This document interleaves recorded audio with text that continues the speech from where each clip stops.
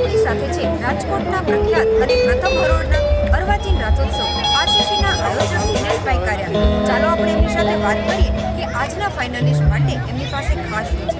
નમસ્કાર દિનેશભાઈ, આજે final round છે તો ખાસ ભાગ લેવા માટે અમારે દર વખતે 24 પ્રિન્સ ને 24 પ્રિન્સેસ હોય છે.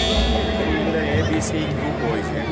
એની અંદર એ ગ્રુપની અંદર અમે બહુ વર્ષોથી અમારી પ્રણાલિકા છે એ ગ્રુપની અંદર અમે 5 કવર લેડીઝને 5 કવર જેન્ટ્સને આપીએ છીએ. એમાંથી જેના લક હોય ને એ ફર્સ્ટ છે. અમે કોઈને ફર્સ્ટ સેકન્ડ થર્ડ આપતા જ નથી. અમે એમ કહીએ છીએ કે 5 ગર્લ્સ સારું ગમે છે, 5 બોયઝ સારું ગમે છે. એમાં પહેલું ઇનામ છે અમારું બાઇક છે. દાખલા તરીકે બાઇક જેને નીકળી ફર્સ્ટ પ્રિન્સ અને જે સ્કૂટર નીકળે તો ફર્સ્ટ પ્રિન્સેસ. આ રીતના લાખેના ઇનામો છે આજે. અને વર્ષોથી આ અમારી પરંપરા ચાલી આવી છે. પછી રિધમમાં હોય, પછી સાઉન્ડ હોય. આજે અમે આટલા વર્ષોથી આ રીતિ સાથે જોડાયેલા છીએ. રાજકોટની અંદર કદાચ નહીં પણ સૌરાષ્ટ્રમાં આવી સાઉન્ડ સિસ્ટમ ક્યાંય પણ તમને જોવા ન મળે એવી રીતિ ભેગાની સાઉન્ડ સિસ્ટમ છેલ્લા 10 વર્ષથી રેસકોર્સ ક્લબ સાથે જોડાયેલી છે.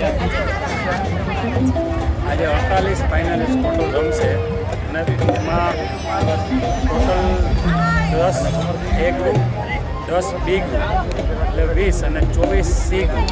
આ રીતની અમારી આયોજન ભાગ પાડીને કરતા હોઈએ છીએ. 3500 ખેલૈયાઓ ટોટલ અહીંયા રમતા હતા છેલ્લા 8 દિવસ ત્યાં.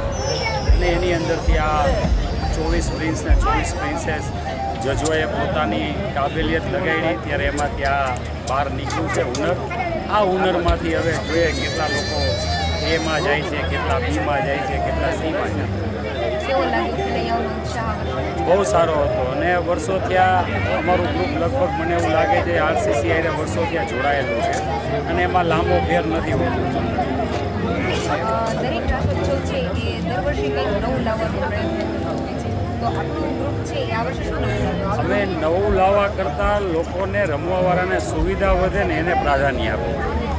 નવામાં તો અમે પિક્ચરના ગીતો તો બહુ 5% કદાચ નહીં વાગતા હોય. અમે ટ્રેડિશનલ ઉપર જ પહેલેથી કોન્સન્ટ્રેશન રાખેલું છે. એટલે ટ્રેડિશનલ જ ગરબાઓ બધા આપણા જે કાંઈ પરંપરા મુજબના જે ગરબાઓ છે એના ઉપર જ રમાડીએ છીએ. અને રમવા માટેની લોકોને પેસ મળે, જાજી જગ્યા મળે અને સારા વાતાવરણમાં રમી શકે, પારિવારિક વાતાવરણમાં. આ જ મોટું એક અમારા માટેનું સોગાદ હોય છે. ના, અમારા પ્રેરણેતા જે વિનુભાઈ રાજ્યગુરુ જેઓ આ પરંપરા ચાલુ કરી, અમારી ટોટલી કમિટી મેમ્બર એમની યારે રહી અને અમે આગળ વધારીએ. ગાયકમાં રાહુલ છે, બીજા અમારો બસીર છે, બેન છે. વર્ષોથી આજે અમારી યારે સંકળાયેલા. લગભગ અમે બહુ લાંબો ફેરફાર અમારી ટીમમાં હોતો જ નથી. પછી લાઇટ હોય, મંડપ હોય, સાઉન્ડ હોય, રિધમિસ્ટ હોય, ગાયક કલાકાર હોય કે ગ્રાઉન્ડ હોય, લગભગ બધું સેમ હોય છે. આરસીસી ગ્રુપ છે ખાસ પોતાની સાઉન્ડ સિસ્ટમ માટે ખાસ પ્રખ્યાત છે કે જે ખેલૈયાઓના ધબકાર છે એ વધારી દે છે. તો તમારી સાઉન્ડ સિસ્ટમમાં એવું શું છે?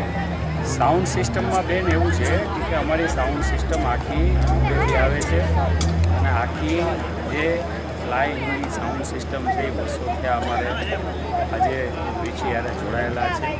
અને આ લોકો એટલી બધી ગ્રાઉન્ડના એરિયા માપીને કેટલી સાઉન્ડ સિસ્ટમ હોય છે એના માપદંડ ઉપર આ સાઉન્ડ સિસ્ટમ છે. આ એમને લગાડવામાં આવેલી સાઉન્ડ સિસ્ટમ નથી.